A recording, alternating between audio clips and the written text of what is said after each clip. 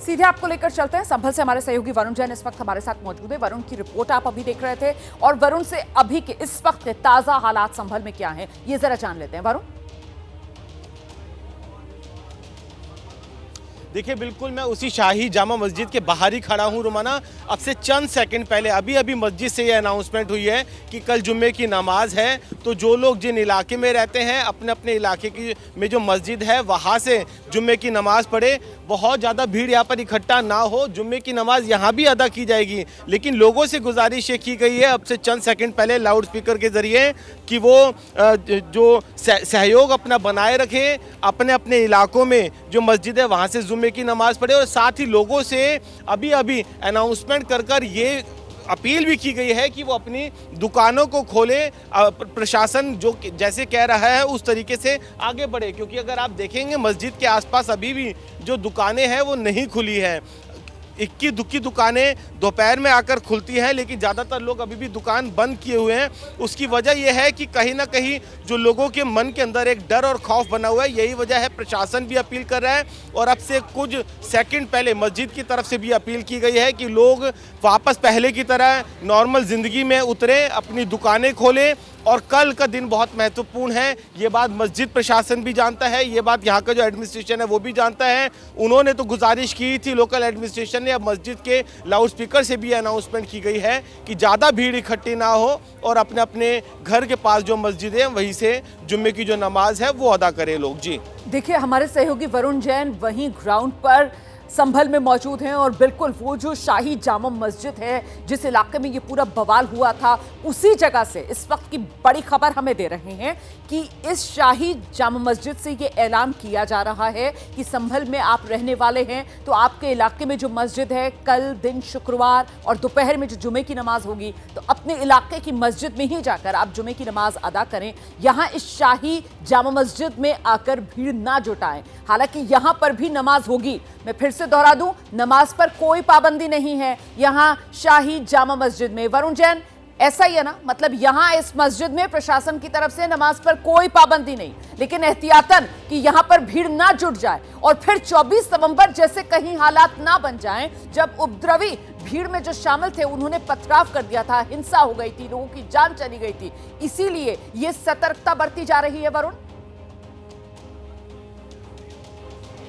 देखिए निश्चित तौर पर, क्योंकि भीड़ जो इकट्ठा होती है उसके बीच में कुछ ही उपद्रवी होते हैं, वही पूरे हालात जो है उनको खराब करते हैं। यही वजह है कि पुलिस प्रशासन भी नहीं चाहता। उस दिन भी जो मस्जिद का प्रशासन है वो पुलिस के साथ था, बहुत ही शांतिपूर्वक यहाँ पर सर्वे का काम चल रहा था, लेकिन बावजूद उसके जो उपद्रवी बीच में भीड़ के थे उन्होंने पूरा तांडव मचाया और आपने देखा किस तरीके से हालात खराब होते चले गए थे। और यही वजह है, उसी से सीख लेते हुए एडमिनिस्ट्रेशन ने तो लोगों से अपील की थी कि भीड़ यहाँ पर ज़्यादा ना जुट पाए, तो वही अब मस्जिद के भी जो लाउड स्पीकर है वहाँ से लगातार ये अनाउंसमेंट की जा रही है। तो कहीं ना कहीं जो मस्जिद प्रशासन, यहाँ का जो एडमिनिस्ट्रेशन है, आसपास के लोग हैं, वो बेहद कोऑपरेट करते हुए नजर आ रहे हैं, लेकिन उस भीड़ के बीच में कौन सा उन्मादी चेहरा है, कौन सा उपद्रवी है, वो पहचान नहीं की जा सकती। यही वजह है कि भीड़ इकट्ठी ना हो, ज़्यादा लोग यहाँ पर इकट्ठा ना हो। तो इस बात की सिर्फ गुजारिश की जा रही है, मस्जिद में जिस तरीके से नमाज पहले पढ़ी जाती थी वैसे आज भी पढ़ी जा रही है, कल भी पढ़ी गई थी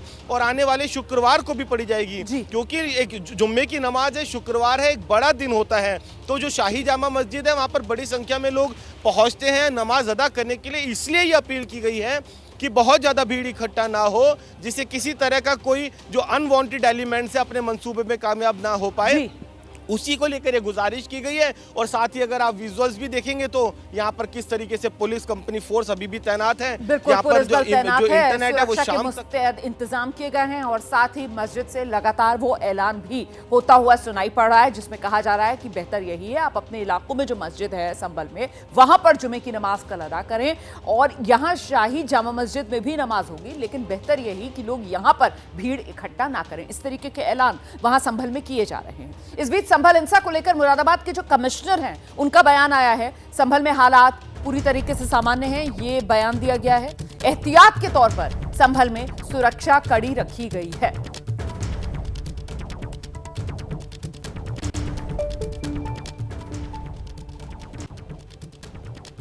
कर रहे हैं बहुत जल्दबाजी हम इसलिए भी नहीं कर रहे हैं, जल्दी किसी नतीजे पर पहुंचना ठीक भी नहीं होगा, क्योंकि मैंने पहले भी कहा है कि बिना साक्ष्य के हम कोई भी न तो बयान दे रहे हैं, न तो कोई चीज़ कह रहे हैं और न ही किसी के ऊपर कार्रवाई कर रहे हैं। अभी तक जो 7 FIR पुलिस के द्वारा किए गए या परिवारों को भी इनवाइट किया गया, उनके द्वारा तहरीर दी गई, उसमें FIR किया गया, इन सब में साक्ष्यों के आधार पर ही हम जांच कर रहे हैं। जो भी हम करेंगे कानून के दायरे में करेंगे, विधिक तरीके से करेंगे और जो माननीय अदालतों के निर्देश हैं उनके अनुरूप करेंगे।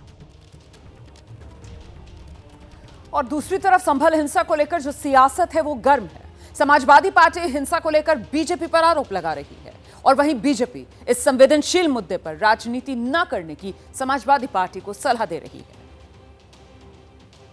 ये सरकार अपनी नाकामी छिपा रही है और चुनाव में जो वोट की लूट हुई थी, जिस तरीके से चुनाव को प्रशासन की ताकत से और वोट को डलवा करके अधिकारियों के माध्यम से जो चुनाव जीता, उस नाकामी को छिपाने के लिए इन्होंने दंगा कराया है। अगर कोई जिम्मेदार है तो वहाँ का प्रशासन जिम्मेदार है और अगर ये होर्डिंग, जुर्माना, उनके नाम जारी करना, तो कम से कम भारतीय जनता पार्टी को उनके भी नाम जारी करने चाहिए जो सर्वे के समय पर भारतीय जनता पार्टी के नारे लगाते हुए भारतीय जनता पार्टी के समर्थक सर्वे के समय गए थे। कम से कम उनके नाम तो जारी हों। दोषी वही लोग भी हैं, क्योंकि सर्वे की टीम के साथ भारतीय जनता पार्टी के लोग कैसे जा सकते हैं। देखिए, जहां तक आपने संभल के विषय में सवाल पूछा है, मेरा बड़ा स्पष्ट मानना है कि इस पर किसी प्रकार की राजनीति नहीं, इस पर इन्वेस्टिगेशन चल रही है और हम सबको इन्वेस्टिगेशन के नतीजे का इंतजार करना चाहिए।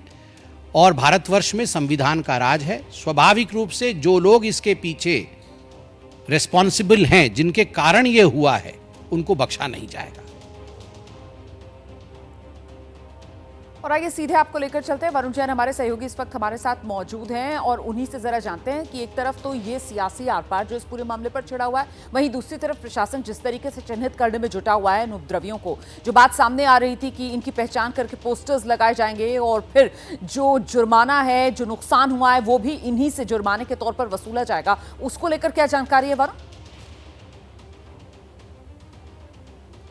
देखिए, कल जो यहाँ के कमिश्नर हैं उन्होंने ये बात साफ कर दी है कि जो पोस्टर्स हैं जिनकी जो उपद्रवियों की पहचान हुई है या फिर जिनके चेहरे वीडियोस के अंदर कैद हुए हैं, वो पोस्टर्स जो है वो जगह जगह चस्पा नहीं किए जाएंगे। पुलिस अपने लेवल पर इन्वेस्टिगेशन कर रही है, अपने इंटेलिजेंस के जरिए उनकी पहचान करने में जुटी है। कल भी यहाँ पे एक हिंदू पूरा खेड़ा इलाका है, मुस्लिम बहुल इलाका है, वहाँ पर भी छापेमारी हुई थी। कल 3 महिलाओं की वहाँ से उपद्रवियों की गिरफ्तारी हुई थी। तो जो पोस्टर्स हैं वो जगह जगह चस्पा नहीं किए जाएंगे, ये पुलिस की तरफ से साफ कर दिया गया है। कमिश्नर ने इस बात का हवाला भी दिया था।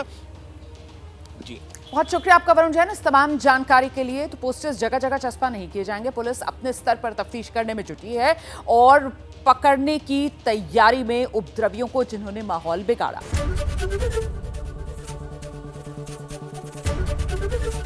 ABP गंगा, खबर आपकी, जुबान आपकी।